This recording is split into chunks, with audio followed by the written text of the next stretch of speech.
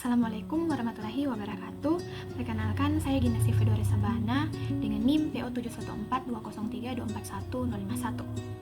Pada video kali ini, saya akan membahas mengenai pemeriksaan hitung jumlah trombosit metode direct atau lebih dikenalnya metode Rice and Ecker.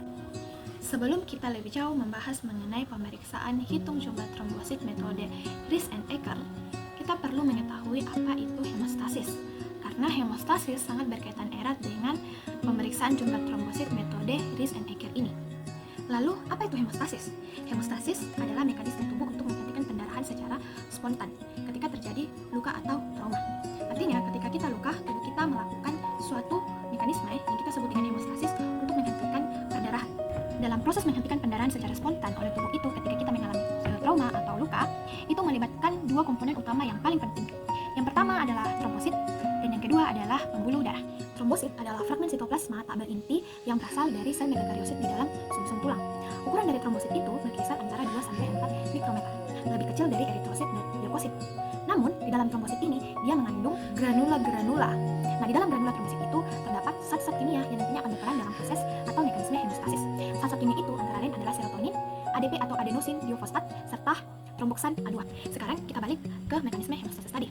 Seperti pengertiannya, mekanisme tubuh untuk menghentikan pendarahan secara spontan, maka hemostasis itu melibatkan 3 proses penting. Yang pertama adalah vasokonstriksi, yang kedua adalah sumbat trombosit, dan yang ketiga adalah faktor koagulasi.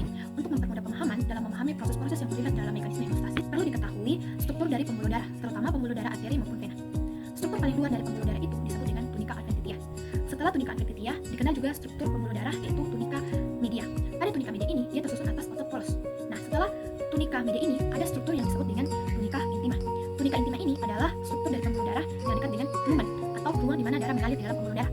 Nah, tunika intima ini tersusun atas 2 lapisan. Lapisan yang pertama adalah lapisan endotelium, di mana lapisan endotelium itu berkontak langsung dengan darah atau lumen. Kemudian, di bawah lapisan endotelium terdapat lapisan subendotelium. Lapisan subendotelium ini mengandung serat kolagen yang nantinya berperan dalam mengikat faktor von Willebrand.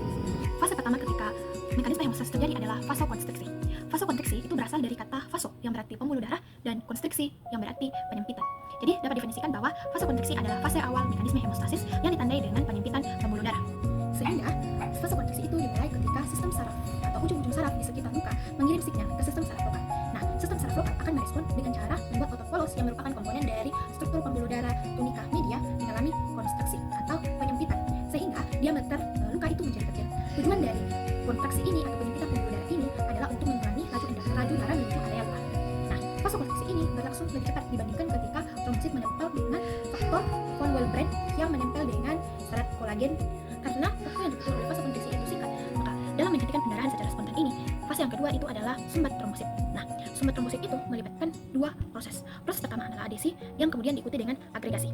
Karena tubuh secara spontan menghentikan pendarahan dan mekanisme vasokonstriksi tadi yang merupakan salah satu proses dari hemostasis itu berlangsung hanya beberapa menit saja, maka dibutuhkanlah fase yang kedua, yaitu fase sumbat trombosit. Sumbat trombosit ini melibatkan 2 proses. Proses pertama adalah adesi, yang kemudian diikuti oleh agregasi. Telah disinggung sebelumnya bahwa pembuluh darah itu tersusun dari 3 struktur utama. Struktur paling luar adalah struktur tunika adventitia. Kemudian di bawah tunika adventitia terdapat tunika media. Di bawah tunika media terdapat tunika intima. Struktur lapisan tunika intima ini terdiri dari lapisan endotelium dan subendotelium. Lapisan endotelium adalah lapisan sel tunggal yang membatasi lumen pembuluh darah. Di bawah lapisan endotelium terdapat lapisan subendotelium yang tersusun atas serat kolagen. Lapisan endotelium yang berkontak langsung dengan lumen pembuluh darah itu berperan dalam mensintesis atau memproduksi serta melepaskan zat-zat seperti prostasiklin dan nitrik oksida. Prostasiklin dan nitrik oksida ini bersifat antitrombotik atau anti nempel, sehingga prostasiklin dan nitrik oksida ini berperan dalam menjaga agar trombosit di dalam aliran darah itu tetap dalam keadaan tidak aktif. Namun, ketika terjadi luka, hal yang terjadi itu adalah robeknya lapisan endotelium yang menyebabkan produksi prostasiklin dan nitrik oksida itu terhenti. Selain itu, serat kolagen yang merupakan komponen penyusun lapisan subendotelium itu terekspos keluar.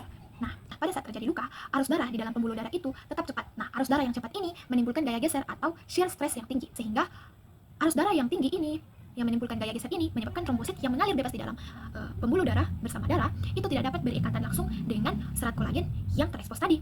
Namun, di dalam darah yang mengalir itu terdapat protein plasma yang disebut dengan protein faktor von Willebrand. Nah, faktor von Willebrand faktor ini akan berikatan terlebih dahulu. Berikatannya itu berikatan secara langsung dengan serat kolagen yang terekspos tadi. Menariknya, trombosit yang mengalir melewati luka itu memiliki reseptor spesifik pada permukaannya. Nah, reseptor itu disebut glikoprotein 1B. Glikoprotein 1B ini akan berikatan kuat dengan faktor von Willebrand yang sudah menempel pada kolagen. Nempelnya trombosit pada serat kolagen dengan bantuan faktor von Willebrand ini dikenal dengan istilah adesi trombosit. Sehingga sejauh ini kita tahu bahwa trombosit itu sangat berperan penting dalam mekanisme hemostasis, terutama jumlah trombosit.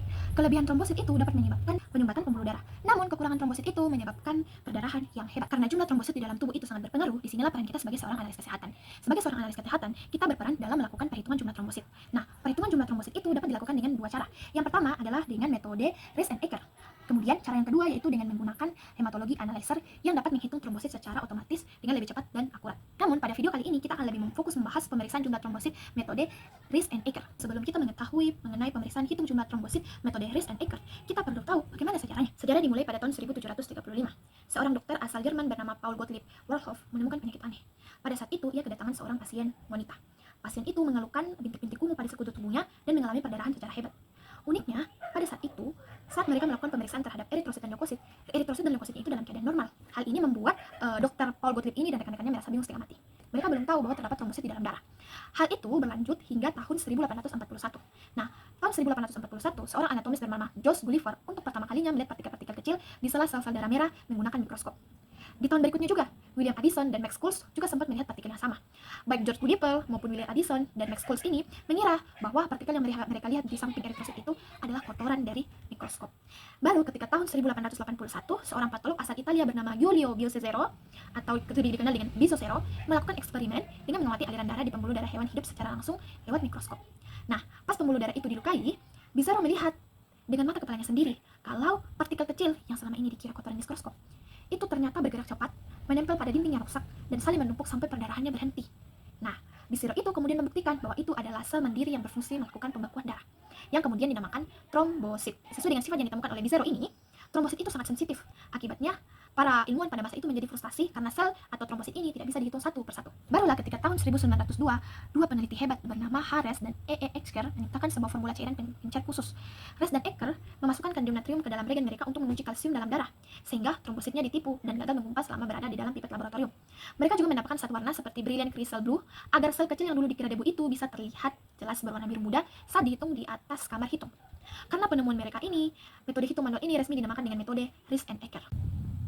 Prinsip dari pemeriksaan hitung jumlah trombosit metode Rees-Ecker ini didasarkan pada darah yang diencerkan dengan menggunakan larutan Rees-Ecker. Larutan Rees-Ecker ini mengandung brilliant crystal blue yang mewarnai trombosit yang nantinya akan tampak jelas di bawah mikroskop, serta natrium sitrat sebagai antikoagulan yang mencegah agregasi trombosit, dan ada formalin 40% untuk mempertahankan bentuk trombosit. Larutan ini bersifat melisiskan eritrosit tetapi tidak merusak trombosit, sehingga trombosit akan terlihat sebagai benda kecil yang berbentuk bulat berwarna biru muda dan mengkilap saat diamati di bawah mikroskop. Selanjutnya, trombosit dihitung menggunakan bilik hitung improve number pada 25 kotak sedang dengan pengenceran 1:200. Kemudian hasil perhitungan dikalikan 2 faktor 2000 untuk memperoleh jumlah trombosit per mikroliter darah. Adapun tujuan pemeriksaan dari hitung jumlah trombosit metode Derek atau dikenal dengan metode Rees-Ecker ini adalah untuk mengetahui jumlah trombosit dalam darah guna menegakkan diagnosis gangguan pembekuan darah seperti trombositopenia dan trombositosis serta memantau kondisi perdarahan atau kelainan hemostasis lainnya. Dalam melakukan pemeriksaan ini dibutuhkan alat dan bahan. Untuk alat dibutuhkan mikroskop, alat hemositometer atau bilik hitung improve number, pipetoma yaitu pipetoma eritrosit dan leukosit, selang pengisap, cover glass, tabung reaksi, rak tabung, stopwatch, cawan Petri, serta tourniquet.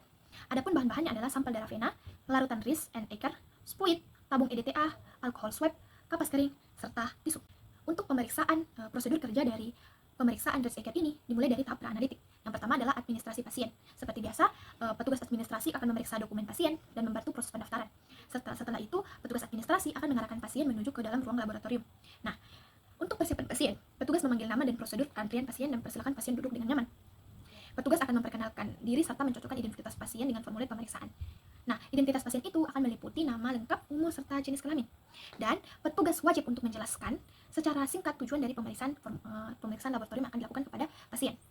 Dan yang paling penting adalah petugas itu harus memastikan apakah pasien memiliki riwayat penggunaan obat antikoagulan seperti heparin atau aspirin. Nah, selanjutnya kita masuk ke dalam tahap analitik. Di dalam tahap analitik, prosedur yang dilakukan adalah seperti biasa mengambil sampel darah vena, kemudian dimasukkan ke dalam tabung EDTA dan menghomogenkannya secara perlahan. Setelah itu, menghisap darah menggunakan pipetoma eritrosit hingga tanda 0,5, kemudian memipet larutan Rees-Ecker hingga tanda 101. Lalu menghomogenkan darah dan larutan pengencer selama 30-60 detik, lalu membuang 3-4 tetes pertama campuran darah. Kemudian, meletakkan cover gelas di atas kapar hitung, lalu meneteskan campuran darah ke bilik hitung hemositometer secara hati-hati. Kemudian, mendiamkan preparat selama 10-15 menit agar trombosit mengendap secara merata. Lalu, dilakukanlah pengamatan dan menghitung jumlah trombosit pada 25 kotak sedang menggunakan mikroskop pembesaran 40 kali. Kemudian mencatat jumlah trombosit yang dihitung. Nah, kita masuk ke tahap prosedur yang terakhir, yaitu pasca analitik. Jadi di sini, di pasca analitik, setelah menghitung jumlah trombosit berdasarkan hasil pengamatan, praktikan itu harus mencatat hasil pemeriksaannya, kemudian membandingkan hasil pemeriksaan dengan nilai rujukan trombosit, dan melakukan pembersihan dan penyimpanan kembali alat yang telah digunakan. Untuk mendapatkan nilai rujukan jumlah trombosit, maka digunakan rumus ini, yaitu N dikali 2000. 2000 itu datang dari mana? Nah, ketika kita melihat atau menggunakan kamar hitung improve Noberer di bawah mikroskop, akan terlihat satu kotak besar yang mestinya adalah 1 mm dikali 1 mm, atau sama dengan 1 mm kubik. Nah, area 1 mm kubik ini terdiri dari 25 kotak sedang. Satu kotak sedang ini berisi 16 kotak kecil. Nah, area yang akan kita hitung ini sesuai prinsip kerja kita, yaitu menghitung trombosit di 25 kotak sedang. Artinya, kita menghitung seluruh area pusat tersebut tanpa ada yang terlewat. Yaitu, tadi kan ada 25 kotak sedang. Nah, satu kotak sedang itu terdiri dari 16 kotak kecil. Maka, total kotak yang akan kita hitung itu adalah 400 kotak kecil. Nah, diketahui luas area itu adalah 1 mm kubik. Nah, sedangkan tingginya itu ada secara standar nasionalnya itu adalah 0,1 mm. Maka volume ruangannya itu adalah 1 mm dikali 0,1 mm atau sama dengan 0,1 mm kubik atau 0,1 mikroliter. Sesuai prosedur Eiker, darah disap sampai tanda 0,5 dan regen sampai tanda 101 pada pipetum eritrosit. Hal ini menghasilkan pengenceran 1:200, artinya darah diencerkan sebanyak 200 kali. Nah, selanjutnya kita masuk ke dalam rumus dasar, yaitu jumlah trombosit sama dengan N dibagi 0,1 dikali 200. Secara matematika, N dibagi 0,1 itu sama saja dengan N dikali 10. Jadi rumusnya bergeser menjadi jumlah trombosit sama dengan N dikali 10 dikali 200. Dari N dibagi 0,1 dikali 200 menjadi N dikali 10 dikali 200, sehingga jumlah trombositnya itu adalah N dikali 2000. Cara hitung di bawah mikroskopnya gimana? Caranya adalah cari kotak besar yang ada di tengah, isinya kotak-kotak sedang bergaris banyak. Nah, pakai perbesaran 10 kali dulu untuk mencari lapangan pandangnya. Kalau sudah ketemu, ganti ke perbesaran 40 kali dan trombositnya kelihatan. Mulai dari kotak sedang bernomor 1. Ada kotak sedang yang berada di pojok paling atas. Kotak sedang nomor 1 itu kan ada 16 kotak kecil. Hitung dari kotak kecil kiri atas, geser kanan sampai kotak kecil keempat, turun ke bawah, geser ke kiri. Nah, selanjutnya trombositnya letaknya pada garis pembatas kotak kecil hanya boleh dihitung kalau dia kena garis atas atau garis kiri. Kalau nempel di garis bawah kanan, bawah atau kanan, tidak dihitung. Kemudian kalau 16 kotak kecil di kotak sedang pertama sudah habis, geser ke kotak sedang kedua sebelahnya. Lakukan hal yang sama sampai seluruh 25 kotak sedang selesai Anda sisir. Nah, nilai N itu adalah jumlah semua trombosit yang Anda temukan dari kotak sedang ke-1 sampai ke 25. Ketemu angka totalnya N, langsung kalikan dengan 2000, lalu selesai.